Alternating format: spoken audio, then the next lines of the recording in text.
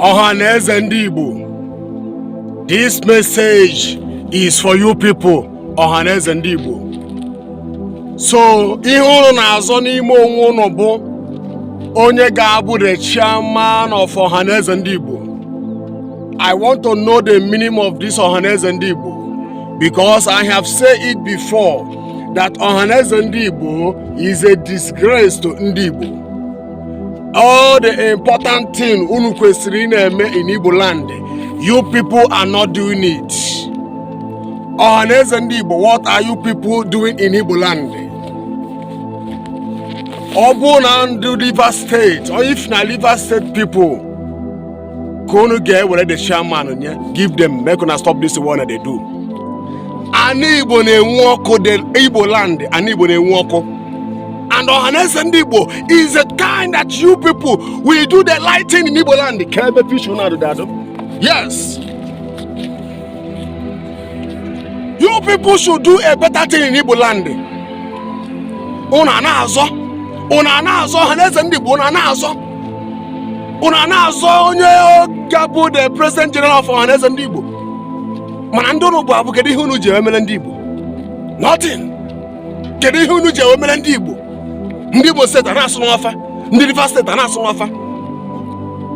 Mana ahụ ndị Rivers steeti ka o ruru were nye ndị Rivers steeti. Una na-achọ imezi right now ka unu prove Nigeria na ndị Rivers steeti esogbulu ndị Igbo. That is what people are doing.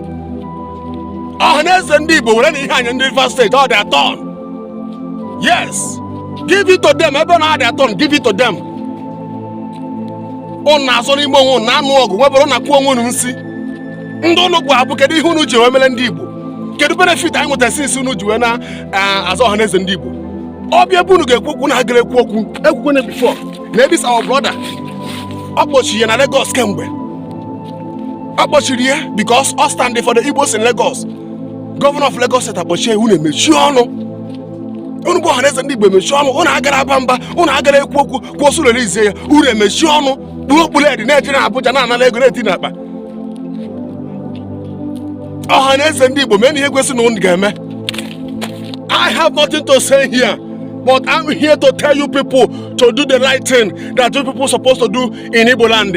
And you people should allow the Rivers State people to have their own town. All you people that are standing against the Rivers State people, that Ogabofa na Obulofa ka ga-echi the chairman. Na Obulofa nwa ga-ewepụta onye ga-abụ eze Ohanaeze ndị Igbo. You people should keep quiet because when our ancestors before ndị Britain abịa kewa this country hasasị anyị isi kewasịa state, these people are with us before and now they want to join and you people are pursuing them out.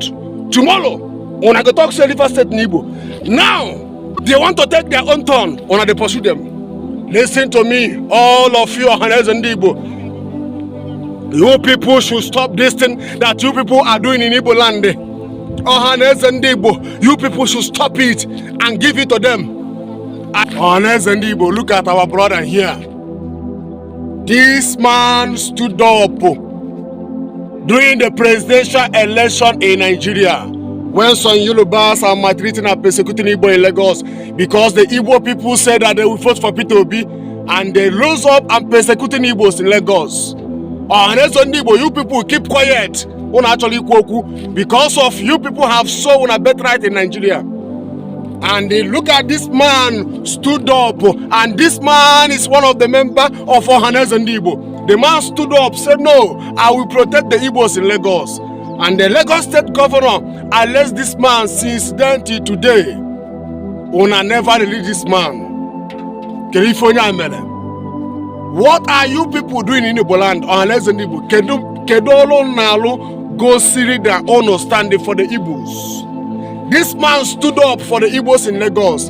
Now they arrest this man since then, put him inside prison, and Ohanaeze ndị Igbo keep quiet. Wanna actually take any action to make sure that this man come out from the prison. Can you hear Woka stood up for the Igbos in Lagos. They arrest him. And Ohanaeze ndị Igbo, you people keep quiet. If you now unu na-achọ onye unu ga-echi the President General of Ohanaeze ndị Igbo.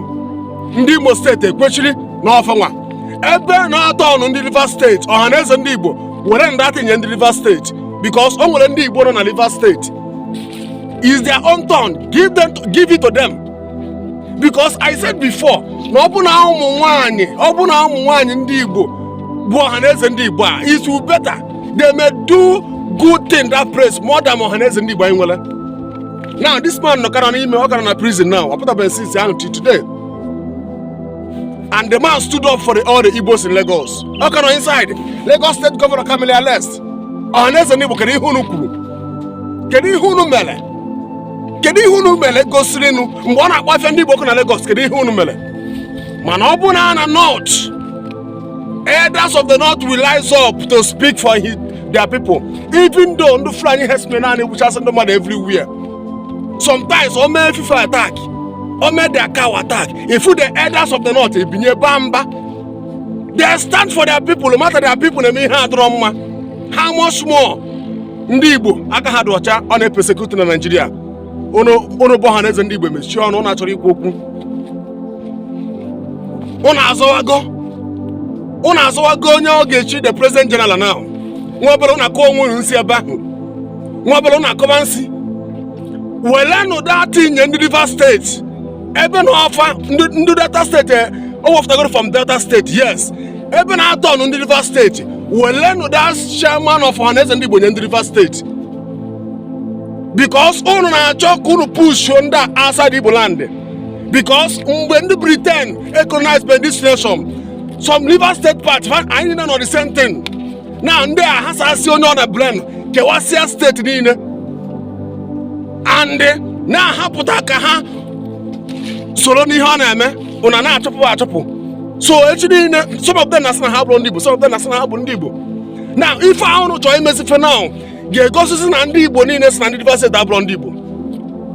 Mana anyị nwa support ihe unu na-eme. Ndị Imo State turn ndị Rivers State ka ọ bụ give it to them. Give it to them. Ezigbo olu, there are some works unu suppose ịlụ na ndị Igbo na-adị alụ ya. Sọnsọ ihe unu dị mma Igbo kpuled je na Abuja dị na-anala ego. Ekwugo m ife an Ohanaeze ndị Igbo, you people bụ a disgrace to Igbo land. Ọ bụ na our mothers ọ ka nwa resign ọnụ ka our mothers take over. Ha ga-aka lụọ ọrụ karịa ọrụ ogbu mmụọ na aba nwe ihu na-eme. You people have so on a better right. Look at it. All for can fighting for the Igbos.